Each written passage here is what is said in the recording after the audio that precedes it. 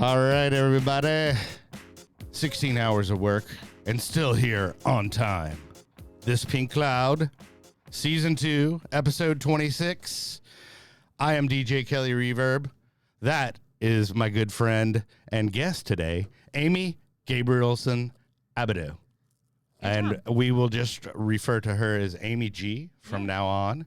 And then the girl with the strongest nail game in town. You can flash them. Go ahead. Yes. Yeah.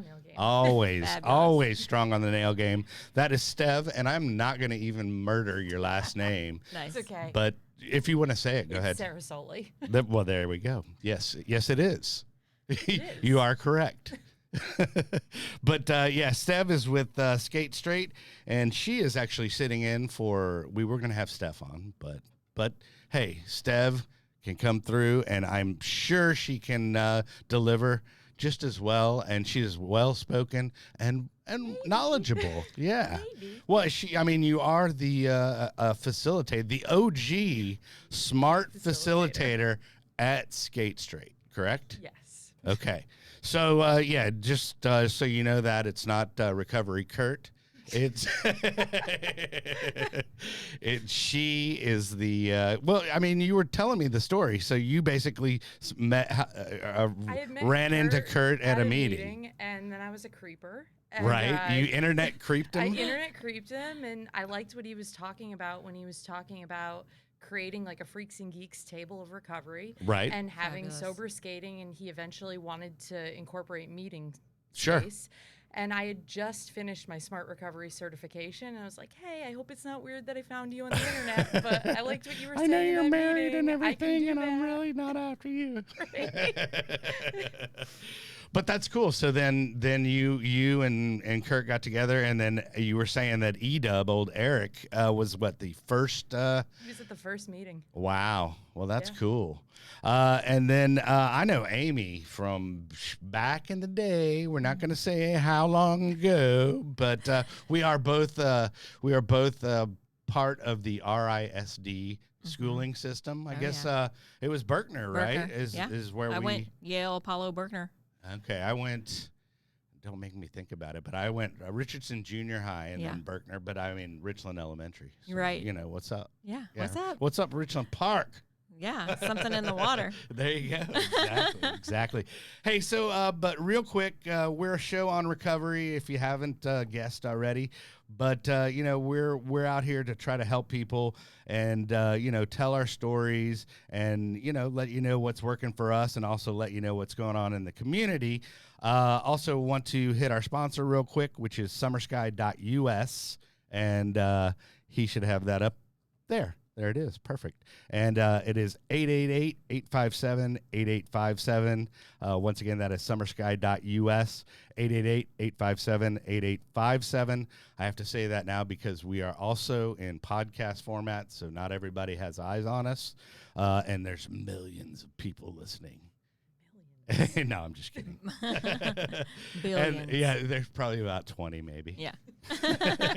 and we know them all. It's just like talking hi, on all the my phone. personal friends. Yeah, right. Yeah. Well, I got to give a shout out to my dad. My dad's a P1. He watches every week. So. Nice. And then Dan, my boy Dan. Nice. But also gonna pitch some shirts real quick. If you go to my DJ website, it's djkellyreverb.com/shop. We have all these groovy shirts. There's the rainbow one. Love it. And Brett, by the way, Brett's our new board op, and he is doing a fabulous job, especially checking on the live feed, right? It's good? All right, sweet. Because we had some static going on last week on the live feed. Not good. Yeah, but we corrected it because Brett's a professional. He's highly professional and highly motivated. Right? I guess. Yeah. Okay, cool. I'll go with that. All right, so we got the rainbow one. Then we got, I think, there's the, and these are all designed by Kurt, by the way. Another shout out to him. That. That's great. Yeah, so it's the I went to rehab and all I got was my life back with the chair. Nice. And Kurt actually stole that chair from somebody. He told me, but he's always about the remix on the biting. And then there's the standard one, which I'm wearing right now. And so if you dig the show and want to support, just go to djkellyreverb.com, and then it's a /shop. Then also go to thispinkcloud.com. That URL will take you to our YouTube channel. And now the show's over. Now that I've done 20 minutes worth of plugs. But so I'm excited to have you both here. Thank you both for showing up. I know it's geographically challenging for some of us, right? Including myself. But so Amy, basically what we do is we'll just have you, just kind of tell your story, where the wheels fell off and where you put them back on and your healing process. And then we'll get to the good stuff, because I do want to talk. You are a level 2 Reiki practitioner? Yes. Okay, cool. Yeah. I got that Reiki right. therapist. Reiki therapist. There we go. That sounds even better. I like that. Okay. Yeah. Well, Amy, it's all yours. Thank you for having me. Yeah. It's a pleasure to be here. Yeah. Yeah. So wow, I grew up with you. I grew up in Richardson. I had a really good time. Right. Yeah. Well, let's just go ahead and preface this. You are 22 years in recovery. Yeah. 11/8/98. Wow. That's incredible. Yeah. Thank you. I can't believe that. I had a lot of help. I know. That's you realize that's forever to me. Yeah, I know. By the way, I do have to give myself props. I'm at fraction. By the way, I do have to give myself props. I'm only at 368 days now, but awesome. I did get my year. So yes, congratulations. And Kurt would be proud of me. I ordered my chip online. There you go. That's a big deal. It really is. It's a real big deal. Yeah. A day is a big deal. Yeah. A month is a but big deal. but your level of sobriety, that's forever to me. Oh gosh. That is forever. Yeah. I'm like, it's still God. still one day at a time. Yeah. Truly. You were just saying something funny about that. You were just saying that you were like, because I was like, oh yeah, I'm at a year, so now I got it. You know, and you were like, yeah, I was like, yeah, I'm at 21 years. And I was like, oh, yeah, now I got it. Yeah, right? Yeah. It's that part of our brain that just thinks we can use like the rest of the folks. So when I was 3 years sober, I had somebody saying at 6 years sober, you're a 3-year-old. Yeah. And I'm like, what's a 3-year-old? And then when I was 6 years sober, talking to a 3-year sober, I said, you're a 3-year-old. Yeah. And then, you don't realize like what you don't know, you don't know. Uh-huh. Right, sure. All the silly little expressions are true. They work. Time takes time. Works if you work it. Works if you work it. Yeah. But anyway, so I didn't mean to interrupt the story. I just wanted to give them a little background. Background there. Yeah. So, like I said, I grew up in the club scene with you and a bunch of our friends, and really loved that scene. I mean, was addicted to even just the scene of it. You were a Lizard Lounge kid, right? Lizard Lounge kid, Star Club kid. Oh yeah, so I just recently drove into that parking lot. They're gonna bust down that building. Oh wow, yeah, that's Star crazy. Club. Star Club building is coming down, y'all. It's una lagra. It's over. I know. One tear. I know. Yeah. Anyways, I drove there with my husband, and we were looking at it, and I told him, I said, yeah, we used to hang out in the West End and then wait for them to open the doors at 2 a.m. So we just go in there and dance from 2 to 4. Oh yeah. At like 17 years old. Yeah, I remember it well. There was not much of a stigma for the fake IDs back then. No. They probably didn't. They didn't really care. No. If you knew the door person guy. or door adjacent, then you were good. Yeah, I know. So that was like my I have arrived moment. Sure. Like Bill talks about, or like anybody talks about, like when they're feeling really good. I'm like 18 years old, getting into clubs where Depeche Mode hang out, and Grace Jones, drop. comes, and that was the thing. I mean, it was owned by famous people, and famous people showed up there, and you had everything from preps to jocks to punk rock to our favorite DJ, Mike DePriest. And, I love Mike DePriest. Come on, yeah, bless, of course, dude. Yeah, God rest his soul. Yeah. That was like my moment of like this is the best thing I've ever been involved in, and I'm always going to do these things with these people. Right, yeah. Always. They're going to be my friends Forever. So, I failed my SATs, so I went to cosmetology school. Ah, nice. Well, I did take the SAT and did pretty miserable on it. Yeah. I was a dyslexic kid in the 80s, so we Yeah. had no...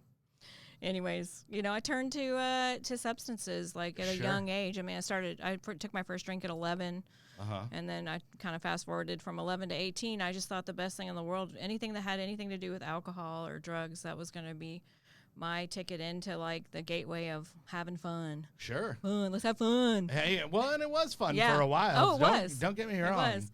Please, kids, have your fun, please. So, a series of events, went into cosmetology school, and, I did that geographical cure that we do. Like, if I move, then I won't be the same person. Oh, yeah. Of I course. moved to It's gonna Minneapolis. completely change your identity. I moved to Minneapolis, yeah, and right. then I got some, unknown substances FedEx to me because I needed those things, and I broke, You didn't some know rules. anybody in Minneapolis. in No, Minneapolis? it sucked because you couldn't just know the door guy. You actually had a fake ID. Oh, I got okay. chased through First Avenue Okay. because I had a fake ID and they knew it. Oh. The club where Prince got famous. Sure. But that was also a moment like in time where I was like, this is the best time ever. And I'm getting drugs mailed to me. Yeah, exactly. Sweet. I plead the fifth on all that. Anyways, but I would always surround myself with the same people. Sure. And then I remember I had a really good job offer in Minneapolis, and my friends called me and they said, we're having a party this weekend, you need to come home. And I put myself on a U-Haul and came home, in 24 hours because there was going to be a rave or something. There you go. Well, yeah, I mean, that's always an opportunity. Somebody was coming to town or something was going on. Right. And the house music scene was still going real good in Dallas, and I could get in everywhere, and I could be around my friends again. And Sure. I just had juice. I had that. Yeah. You had juice in Dallas. Had juice in Dallas. So, I just made it home and started doing the same things I always did with the same people, but it didn't matter. Everywhere I go, there I am. Mm-hmm. So I was running around and doing the same thing over and over again, expecting a different result. Right. Just hole in the soul. How'd that go for you? Yeah, not good. Yeah. Well, so when you say you're if you want to, were you just like a more type of person, like as far as your DOC, your drug of choice? Yeah, I always? am. Yeah. I definitely am. What do you have? You're just like I want more of that. Well, I wasn't a polyamorous. great drinker. I wasn't a great drinker. I was a pass out girl, and I hated passing out. So then I found things that kept you up, and you could drink. Sure. The drinking partners, yes. When I would do, in Minneapolis, we'd do White Crosses and stuff like that, and then Dude, hold on, that is old school.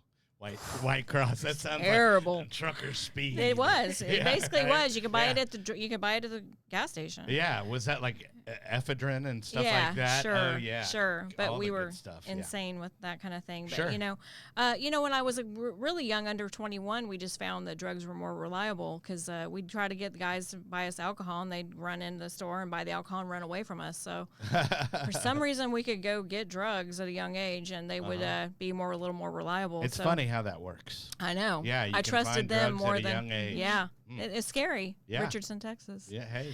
But anyways, I am definitely one of those people, like 33%, pot, marijuana, cocaine, alcohol, and it just all went together. Right. I couldn't. That's what I thought a sober day was, a little bit of each of those. The trifecta. Yeah, a little bit of each of those was a sober day for me. And, Saturday night was supposedly, when I was young, like the going to the moon night. Like you can do anything you want on Saturday night. Right. But that turned into Tuesday. And then it's Tuesday, and I'm at a rave at 4 a.m. Yeah. Trying to squirt cocaine. I think even back then, I was sleeping on Tuesdays at some part. I was probably nursing my hangover at that point. Right. Yeah. But when Saturday goes to Tuesday, and I remember having a conversation with myself in the mirror, and I couldn't feel anything. Yeah. I was just like a dead soul, wandering around this earth, and I couldn't feel, and I I knew I was here, but I couldn't feel myself, and it scared me so bad because I thought I had flipped it to the other side of my brain that I was never going to come back. Oh yeah, that's a scary feeling. Yeah. Oh yeah. That's like especially like that's why I've never really experimented in psychedelics. Yeah. Because I'm like I would go crazy. I did all that. Yeah. Yeah. Yeah, and I thought that I had flipped it to the other yeah, side. and you weren't coming back. Wow. Yeah. Man, that's and crazy. The morning that was the beginning of leading me into my very first quote unquote recovery meeting. Sure. I feel like all the breath came back into me, and it'd been a couple days up and running and doing everything, and I remember thinking that day that I died and came back. Now I don't know, I didn't have a white light experience or anything, but I just remember that feeling of all the breath coming back, and I believe breath is life. Mm-hmm. And all the breath came back into my body like an instant. Right. Now, did you have this feeling when you went to a meeting, or was it did you No, this was me still on Christy and Misty's couch coming to. Oh, okay. From a night of right. And I just remember having that. It was a moment of clarity before I did even where you realized that hey, maybe this is not the way things are supposed to go. Exactly. Gotcha. And it was scary. It was like one of those moments where I was like, I knew what. My dad, he got sober when I was like 10, so I kind of knew there was something out there that could help me. Right. But I just had no idea that it would be like my 1990s drug issue. Yeah. My dad's 70s drinking issue. Yeah. Could help me. I can't believe addiction is still happening. Right. Right. Right. That kind of thing, and like, could what he did help me? Right. Yeah. I saw it help him. Sure. And had a lot of respect for it because he was attraction, not promotion. Right. He never told me to go to rehab. Sure. He never said you need to get some help. Okay. I'd watch Cops with him, and they'd be busting everybody, and I'd say, Dad, it's just marijuana. Yeah, and he'd laugh with me, My dad, he passed in 2013, so. Oh, okay. Yeah, he's one of my angels. Well, but at least he got to, I went to my first. I guess you got a good portion of your childhood with your dad sober, so that's a good thing. I was 10 when he got sober, so I definitely had a dad that wanted to be around me and, wanted to make up for those first 10 years. Yeah, sure. I totally get it. So, hey, and Stev, by the way, you can jump in anytime you want if you have any questions, Yeah. But, I don't want to just, My questions are going to probably come with the whole Reiki. thing. Oh, with the Reiki so thing? Okay. I'm getting there. All right, so all right. that was in like August of *98 when I was telling you I laid on that couch and kind of had that moment of clarity. Uh-huh. I ended up my first couple of recovery meetings in that time, and went with my dad. And, a series of events led me to a group that really saved my life. Right. And you went to, we'd say many A's. Yeah, many right? But multiple 12-step programs. 12-step programs. Yeah, 12-step program definitely saved my life, working the steps and reading the literature. Mm-hmm. That saved my life. Yeah. I didn't go to rehab. You didn't? No, I went straight to meetings and shook it out. Wow. I feel that. Wow. I did the same. This was in 1998. So I think Dallas had maybe 2 rehabs at the time. Yeah, it was not quite so and like rehab culture oriented. Right. Yeah. No, not at all. Okay. Not at all. They weren't even shipping people into meetings yet. Right. You know what I mean? There was no druggy buggies yet. No offense. Right. No offense if you got there thank God you got there, however way you got there.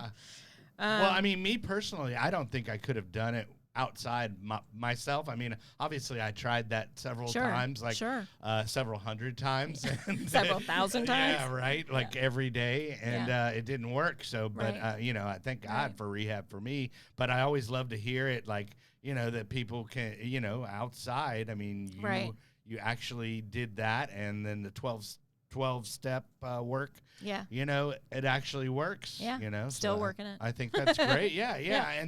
And that's also another thing I like to point out is the level of vigilance that you still have. Oh, yeah. After 22 years of sobriety. I mean, you're still just in that headspace. Yeah, it's one day at a time. Yeah. They say people with time are closer to a drink than people without time. Yeah. Mm-hmm. Yeah, it can be a slippery slope if you don't keep, you know. I had to think about that for a second. Yeah, I guess so. You know, it's just, it can get kind of, I have a sponsor who has a sponsor, you know, and we're talking to her, and, you know, it gets kind of weird between like years 20 to 25 is kind of like a rebuilding, a rebirth, so to speak. Recommitment. Yeah, recommitment, all of that, you know, so. Yeah. Anyways. Reestablishing. Yeah. I like that word, reestablishing, for sure, recommitting. Yeah. When I first got sober, I was a hairdresser. I've been a hairdresser since I was 18. And we all know that's a party scene. Oh, yeah. Yeah. And it's a recovery scene now, too. You know, it'll be fun. I'll come into a salon. Usually there'll be a couple of us in there, which is nice. You can eyeball them. Yeah, I know really what's cool up. how spaces that are party spaces seem turning into recovery spaces. Yeah. Oh, yeah, for sure. Yeah. But you spy the old recovery tattoo on somebody. Oh, right. Cool. Oh, yeah. So I was working on a client who was physically ill, and she, this kind of gets to my Reiki story. Okay. She wasn't a negative person, you know, the type that maybe be complaining about their illness. She wasn't complaining. She wasn't saying anything out loud. I started to feel kind of sick when I was working on her. Oh, okay. Just kind of dizzy and disoriented. And at the end of her service, she said to me, you know, I have full-blown whatever kind of cancer she had at the time. And she said, I'm very ill. And I'm empathic as well. So I was feeling that, but I didn't know what it was because I was maybe 60 days sober, had no idea what was going on with myself or with others, had no boundaries anywhere. Anyway, so I went into the back room, and this woman, Joan, she's a Reiki master in Australia, Joan and Stephen Miller, they took me through Reiki 1. Because of that situation, she came and said, I think you need some Reiki. Let's go upstairs. And there was a spa upstairs. So she just laid me down, gave me a 5-minute treatment. All right. So before we get into to that, let's go ahead and just do some Reiki 101. What is Reiki is what? Okay. I know chakras. Yeah. And there's what, 8 chakras? Yeah. 7 or 8. Yeah. Hey, you're good. Yeah. And then it's what, aligning those chakras? Well, you know, we all have like a circumference of about 8 feet. We can all kind of feel each other's energy. We call that our personal space. Yeah, hula hoop. Right. Yeah. And so and then coming out from that is all your chakras. Okay. So you know, you have your crown, your third eye, your throat, your heart, your solar plexus, your sacrum, and your root. Gotcha. Okay. So all of that is spinning all the time. Right. Now, some of it can get cloudy or can get, you know, there's different, it's hard to use words, but muddy, cloudy. Right. Sure. So I can align that for people. Okay. Anybody who does Reiki can. I'm going to lay on the table and I'm going to go do a Reiki session like while I'm on there. Yeah, I just took a pic. Well, I just set up a new studio at my house so people can come. I also work with horses. Yeah, I was awesome. like, I heard about this really like with animals Yes. as well. Horses are very in tune. I did not realize that animals, I guess they are a living being and they have chakras as well. Yeah, Now, do they have the same numbers of chakras as humans? It's the same. Okay, all right. Yeah. Do they have a higher power? I believe they do. I mean, that's going to be up to the beholder, right? Right, I mean, sure. And whatever your beliefs are. I don't get into people's beliefs. It's it's non-dogmatic. It goes with any, you know, religion or sect. It doesn't. Right. It doesn't. Sure. Share a deity or, you know, it's just energy. It's just universal energy. So I'm just a channel. I don't want to say just a channel. I am a channel. Right. So. Okay. I've been attuned to Reiki 1 twice. Okay. So that was through my the woman that introduced me at the salon. And then her husband got his master's and took me through Reiki 1 again, like 30 days, maybe even 60 days later. So I did Reiki 1 twice, which really does you can work on yourself and plants and animals. Right. And then that was in 1999. Have you ever taking a plant? I'm not good at plants. No. For some reason. Plant mom, I need my plants. I love this. You know, I need to start really thinking about that because my mom, she's psychic too, but she's brilliant. She can grow. Like we kill stuff and then we give it to my mom and she regrows it. So. Oh wow. Yeah. Okay. Cool. She's really good at that. All right. But anyways, so you would consider the Reiki a psychic ability is what I'm kind of hearing, or would you say it teeters in that realm? I don't know if all Reiki practitioners have psychic abilities. I mean, I'm not I don't talk to. I'm not a medium. Right. I'm an empath, which means I pick up energy, Mm-hmm. and then I I know how to kind of facilitate that today. Right. That was what was going on with me with the woman in the chair. Sure. I was picking up energy of like a sickness, and then I didn't know what to do with it. So Mhm. Reiki is a really good boundary energetically, Mm-hmm. to know, like, just to kind of let things flow and go back to the earth, or you start to feel like something is Mhm. off with somebody. I know how to like not take it on today. Mm-hmm. Where that's what Reiki 1 really helped me with. Okay. And anybody can get Reiki 1. Everybody has the ability. Right. Yeah. Okay. And then, I want So to. whereas I don't think everybody has a psychic ability. No, I got you. Yeah. I'm picking up what you're throwing down. I'm picking up your energy. Not to- yeah. No, I got it. But if they would like to, talk to you or perhaps have a session, Yeah. they can reach you at Amy G Energy on Facebook, Yep. right? At Amy G Energy. At Amy G Yep. Energy on Facebook. That's and perfect. then hit her up, and Yeah. I seriously, I want to try it. Come I'll on. try it. I'll Come try on. it. I'll do it. I'll do it.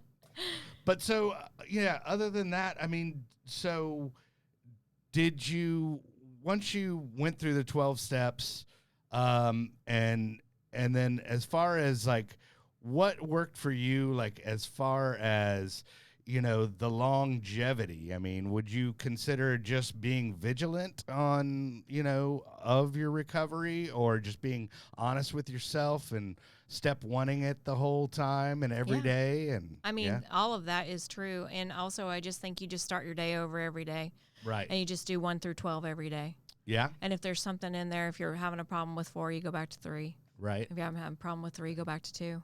If you're having a problem with 2, go back to 1. I always love like the step work because I Yeah. know just a little bit, but a lot of times, like if I go to an A meeting, it'll be just like Charlie Brown's teacher. Man. I'm wah, just wah, like, wah, wah, wah. I just hit 4. Good. I didn't go the AA route in the beginning. Well, yeah, I you ended do up both, in AA right? later. Yeah. I only entered into AA in like March. Nice. Okay.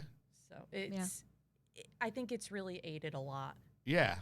Well, I think what I do love about it is that there is a structure, and it's not just it's definitely a good blueprint to follow. And I mean, some people have a problem with the higher power thing, but then there's also for the we agnostics. And, Sure. And you know. really, honestly, one of the best books I ever read on recovery is the 12-step program of Eating Disorders Anonymous. They have an EDA. I was going to bring that up Because but they yeah. have a green book that they basically took 164 out of AA with the permission, and they give credit to, and Right. they're not plagiarizing is what I want to say. I gotcha. But they rewrote it in a way that really does address the agnostics and address that if a higher power isn't for you, it could be a higher purpose. Yeah. And right. that really, in this last 2.5 years, Mhm. rereading that book over and over again, really solidified that so, first. So from somebody outside, like, I mean, what would, like, let's say if they had an overeating problem, like, I mean, what, is it just like AA or I mean, or the 12 steps? Excuse me. I mean, is it everything comes from that. That's the fundamental. Right. That's where it was. And how did that's you find that? I mean, I actually looked for it online. Okay. Yeah. All right. It's online. Cool. Yeah. It helped me in such a way that it's just like saying alcohol really isn't the problem. Mm-hmm. Food really isn't the problem. Right. It's not like step one is don't eat. Right. Right. Right. I eat. But I think that just addressing the side of it of like maybe being a little bit, because the first 164 pages out of Alcoholics Anonymous was written in 1933. Yeah. This book was written in 2000. Sure. So it's just it's a little updated. Way more updated. Right. And you can take any, whatever is your ailment into those words and really see the truth of, of what's going on with you. Right. No, I think that's in my great. opinion. All of this is my opinion. Sure. I don't speak for anything other than but your opinion, Amy right, G Energy. Right? Yeah. Right. It's the opinion of Amy G Energy. That's right. Now I have to talk really fast to give my releases. No, I'm just kidding. Well, yeah. So, I mean, that's great. Yeah, I definitely want to come, maybe set up a sesh. But since we have, I would love that. Since we have Yes, come Stev on. here, I know. I mean, I know we weren't really gonna. We have some time, so I know that your story is more of a 2 to 3 episode kind of thing. I don't know that it's that long. Yeah. It's just it's a wavy story. Right. Well, I mean, we've got about 15 minutes to kill, so if you want to, try Come to. on, Steph. I can start with it. I mean, bring it. My story starts at 11. Nice. I had my first drink at 11. I grew up in a really chaotic home. A lot of addiction and mental health issues and abuse in my home, of like the most perverse of nature abuse. Right. And so it was actually my abuser who introduced alcohol to me to facilitate abuse.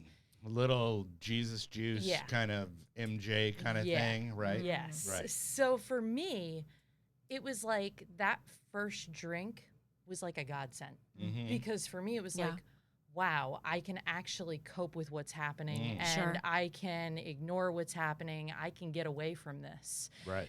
And it did not take very long for me to take that habit from just during abuse into just life, just dealing with what was happening. I got really involved with friends that we liked to party a lot, and that was my way of, I took drinking from coping with the bad things to enjoying the good things.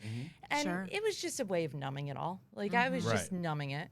Well, at 11, you don't really know how No. to deal with some Not at all. No, creeper. you're not. Yeah, You're not I mean, equipped yeah. with that. Yeah, yeah. You're not given the tools at that age Right. to be dealing with that type of stuff. Sure. So alcohol, and then soon after, drugs became just the norm for me. It turned into an everyday thing very, very, very fast. And so, I mean, I would say the high school years, I actually have kind of a blur there. There's not much of a story. Right. I drank and I did drugs. Did you graduate? I did graduate. Wow, nice. I Okay. did graduate. I tried to go to college several times and partied my way right out of there. Yeah, Sure. I did the same. I was like, oh man, you don't have to show up. Didn't. Oh, it you're not didn't gonna work. get in trouble. The first time I was enrolled, I didn't even show up on the first day. Like Yeah. I was enrolled, I was ready to go. I even like had a dorm room set up. The whole I thing like didn't your show style. up. Didn't show up. I It just like it. didn't happen. I had my oldest kid pretty young. I was 19 Okay. when I had her, and I really thought that was like a restart for me. I thought, okay, I'm going to be a responsible person now. I'm going to be a mom. It's time to grow up and get out of the party scene. Sure. It's not that easy. Yeah, You because don't that's just, how it works. yeah, you don't Yeah. just walk out of Yeah. the party scene. Yeah. And Nope. so I became a really neglectful, crappy parent. Uh-huh. I mean, it was horrendous. I left the responsibility on my parents, my brother, my now husband, who wasn't my husband at the time, nor my child's father. Oh. He very much was taking care of my child for me. I moved from New York to Texas a year after she was born. What and city? I moved to Fort Worth, but I was from upstate New York, from a really tiny Let's hear rural it. Bring it. area. Sharon Springs. It's super, never heard of it. super tiny. Yeah, Nobody's heard of it. It's like Nope. 600 people. I It's- got you. I graduated with like 22 kids. Right. Nobody's ever heard I of just that town. was gonna see if you were gonna throw down like Jamestown or something like Oh, that. gosh. Sharon Springs. It's this Yeah. tiny little Okay. ridiculous town. You know, our partying was like in barns and fields and stuff. I like it. Yes. You know, it was that type of party scene. Okay. Love that. So I moved here, Uh-huh. and I was like, okay, again, another little restart. It's gonna all be good. Right. Sure. And Geographic. yeah, Yeah. I was like, it's gonna all be good. It'll be fine. And for a little while, it really was. For a short time, I thought I had my stuff together, and I didn't. But it looked like I did. I got an apartment. I had a job. I was paying my bills. My now husband moved down with me. We were like setting up our little family, and things looked from the outside really, really good. He worked a lot. And when he was working a lot, I was drinking a lot. And at that point, I had kind of thrown drugs to the side. Okay. because in my brain somehow, like, if I just drank even more than I ever drank before, but I didn't Right. do drugs, Sure. somehow Like that a was lady. better. So Yeah. somehow that was more parent-like, I guess, in my mind. Right. Well, it's legally probably a Yeah. little more user friendly, Yeah. but you know. So it turned into well, I'm just going to drink to take the edge off. And then it turned really quickly into a whole methodical, like, series of events. It would be wake up in the morning, drink, get rid of bottles, make sure the garbage goes out before Steven comes home. The bottle shuffle. Yes. And make sure that I'm going to the liquor store to replace the bottles But and did make you sure it's also at the time, right level. Yeah, but did you also time it to go like maybe I'll go to because I have to go at least 3 times a week or whatever, but I'll time it with my lunch. So I'll eat somewhere by the liquor store. Ooh. I worked really close to the Oh, well, liquor there you go. store, There you so go. it was perfect. Yeah. So I made sure everything was like very much replaced and looked just in place when he would come home every day. Right. Like I would go through the series. It's mad when I think about it now. It's crazy. It's a full-time job. Yeah, It was an absolute exactly. full-time job to continuously keep the bottles at the right level, the bottles in the right spot. Sure. Make sure that the bottles were going back. There was a dust ring. Make sure the bottle was right back in the dust ring, and I didn't dust so that it looked like it was old up there. Wow, man. It was- You might have a little something going on there with a It little was- OCD. Oh, it was crazy. It was Yeah. insane. That's funny. The dust. I like that. It was insane. And then as years progressed, that kind of continued. The drugs came back in. My mother, she is addicted to all sorts of things. She's got many addictions. Her main thing, though, is her pain medication. She's a prescription pill user, but not as prescribed. And she was very free giving with them, too. I could say something like, oh, I get really bad cramps. I got a hangnail. Yeah, I get really bad cramps. Yeah. Oh, I get really bad headaches. Yeah. And she would just hand them. Boom, Like, here you dude. go. I've got all did this. Did she have the tackle box? She was And you like- open it up and it's like, She was just like, here, take it all. Take my oxys. Take my I don't even remember this She had- muscle relaxant that she Yeah. used to give me. she had some Elvis type shit It in was there. dude. it was crazy shit she had. At one point she had like rub-on morphine because she had like this liquid rub-on morphine. Okay. Wow. She was just very free giving with it. Uh-huh. So I justified it all with, but I'm doing it for cramps and for Yeah, headaches. sure. And it's fine. But I have cramps every day. Every day, every single day, several times Sure. a day. Sure. So I started really abusing pills. And as ridiculous as it sounds, because it felt ridiculous even at the time, I was super into inhalants. Like, Okay. really super into inhalants. I did a lot of Like inhalants. whippets or paint Yeah, like or whippets. more or just whatever. Super into whippets. And I was in high school, but then when I was an adult, I had like, there was like the stigma against whippets. I was like, that's a teenage drug, but I was still doing it anyways as an Right. adult. Yeah. I was Oh like, my I'll God. never admit to anybody I'm doing Yeah, this. right. But I just did that for years and years and years. Wow. I tried many, many, many times to get sober, Mm-hmm. and nothing ever stuck. Sure. I had gone through a couple IOP programs. Mm-hmm. Nothing stuck. That's intense outpatient for those of you listening. That I'd don't know. done a couple of them. Nothing stuck. Right. Well, I did a couple of 12-step meetings that definitely didn't. I mean, I Sure. would show up drunk, man. I mean, Sure. yeah. Yeah. Well, It's I the was best place showing for you up to be. drunk I to would, smart yeah. recovery in the beginning. I mean, Nothing when I wrong was with that. first getting sober, I was showing up drunk. Listen, Oh yeah. that's okay. Yeah. You should. Yeah. That's where you should be. Yeah. Yeah. Back in the day, I used to think that if you showed up to a place like AA drunk, they would definitely tell you go away You're at the door. supposed But to be sober, I yeah. learned No, though no. that instead what happens is they will like help you in and place you in the seat. That's what happens. But you know what's funny? My friend CG Kid, he's kind of a a big deal on YouTube, but he always says that he would go into meetings, and if it was a new meeting, he would get a desire chip. Love But every meeting, so they would just talk to him. Yeah. Yeah. I get it. Right? I get hilarious. that. Yeah. I get that. Yeah. Yeah. I was No. like, oh, dude, that's genius, man. Yeah. Just It go really in. is. Just every time. I'll take a desire chip. Yeah. I have a desire to I stop. had gone Right. to so many meetings over the years that I have so many little packets at home with different people's phone numbers from Right. different groups. Oh, you should just start calling Well, them. hey, let's get into this because we're a little crunched for time. But so, how did you find Smart Recovery? Smart Recovery. And then when did you become a facilitator of it? I had a friend who years ago handed me a Smart Recovery book. Right. And admittedly, like, I was really nice to his face. I was like, oh, thank you. And he was like, you might be interested in this. But realistically, in my brain, I was like, screw you. Yeah, dude, I don't have a problem. Exactly. Why are you giving me that? I Yeah. don't have a problem. So I put it on my bookshelf. I didn't throw it away. I put it on my bookshelf. Right. You're new or new. Yeah. Put it there. And it was years later. I had gone the AA route. I had been to several 12 steps. I was currently doing Codependency Anonymous. So I Okay. was in a 12 step. Mm-hmm. And I was like, I don't really want to go into AA. Yeah. And so I picked up that book because I knew that it existed. Sure. And Sure. I found the closest Smart Recovery meeting and just started going. And I went for several months before I actually got sober.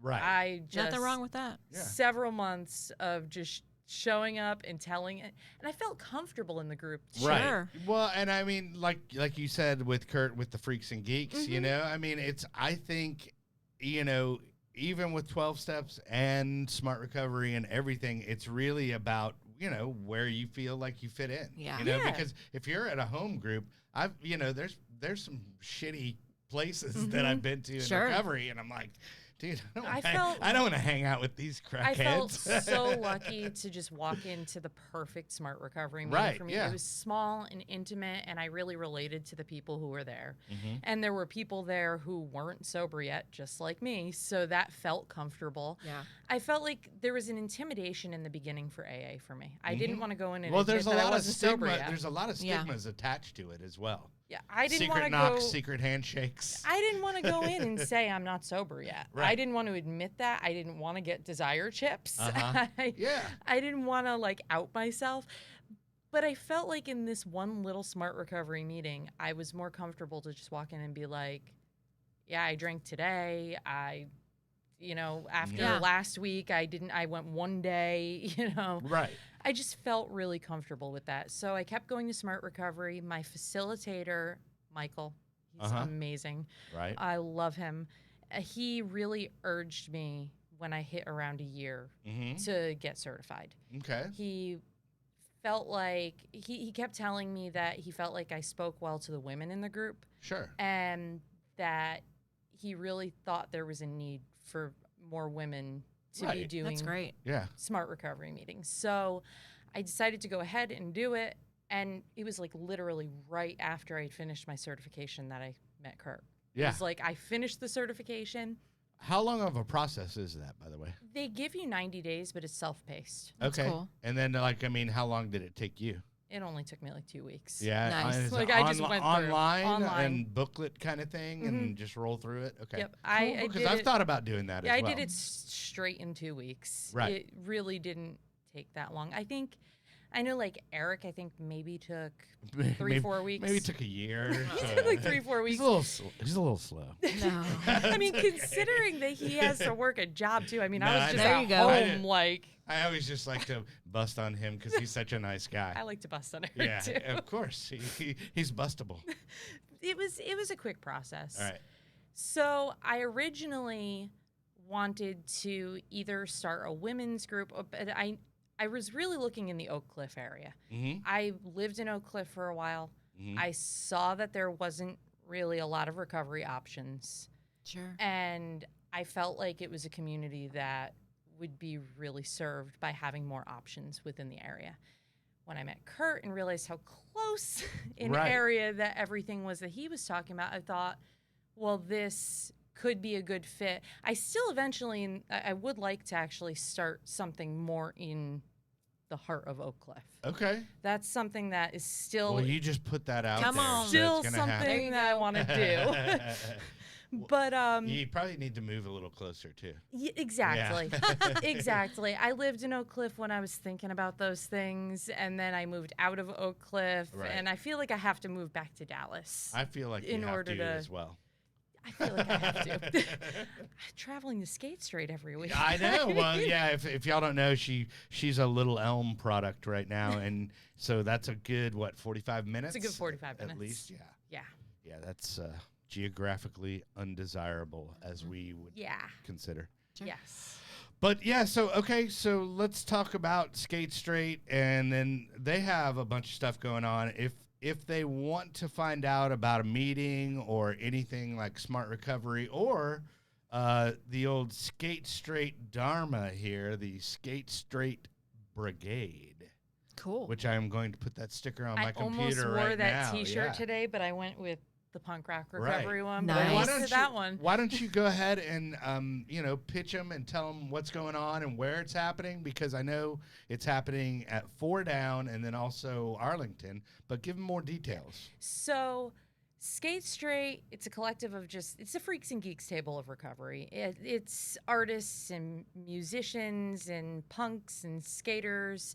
DJs. DJs Nice. coming together for a support network. And so we're based in Smart Recovery, except for the Recovery Dharma Night. Right, yeah. We do Smart Recovery meetings. We meet on Tuesdays and Saturdays at 4 Down in Dallas, and then Wednesdays at Alliance in Grand Prairie. And I think we may have suspended the Friday meetings at Alliance for a little while until we can get attendance up. It's updated on all the pages. Yeah, I'm pretty sure. But I mean, Kurt has that information on the website, right? Yeah, he as should. As well as a serious merch game. Yes. Yeah. You can find Skate Straight Dallas, the like page on Facebook, Skate Straight Dallas on Instagram. Cool. Skatestraight.com brings you to all the merch. Right. Now, is there also meeting information on the skatestraight.com? Not on .com. Okay. That's just the merch. Okay. And then we also have Facebook groups. We have Skate Straight Dallas. We have a group where we do like daily questions and you can post in there. We also have a Skate Straight Girl Gang that started. Oh, that's cool. So we've got a little girls group going, which is awesome. Right. And then we have the Brigade. They have their own group too. Yeah.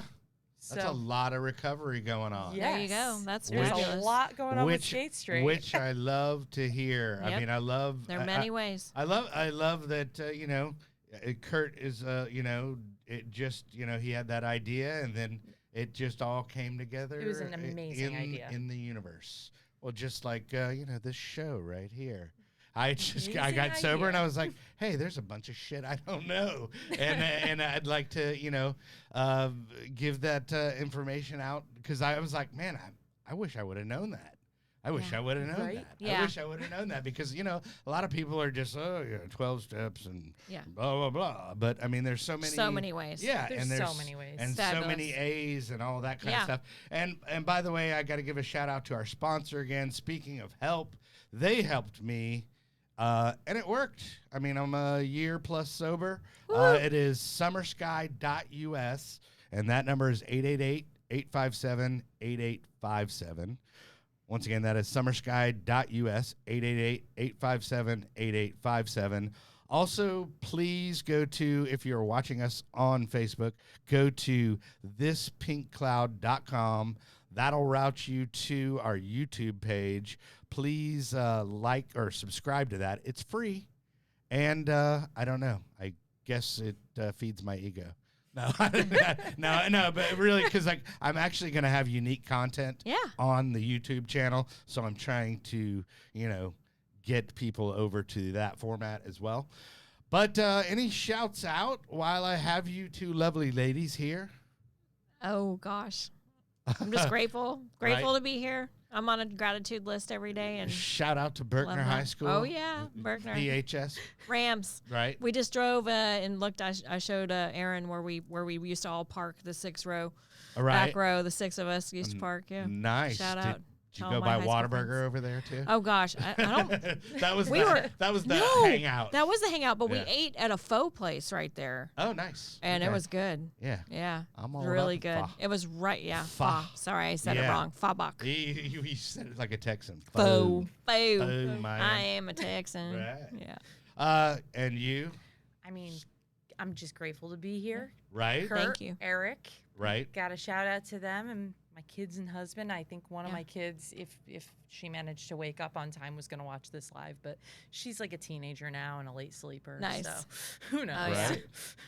Well, cool. Well, yeah, I appreciate you guys making time in your busy schedule.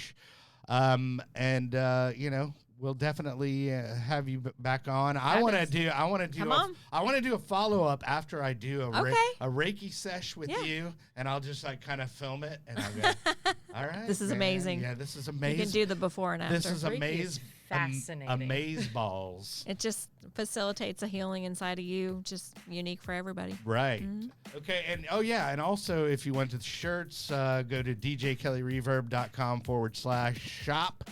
And then I guess that's it. And I appreciate y'all coming out. Yep. And remember, kids, there is no magic pill for sobriety, because if there was, we would all take too many. That's true. Yes. Thank you. And that's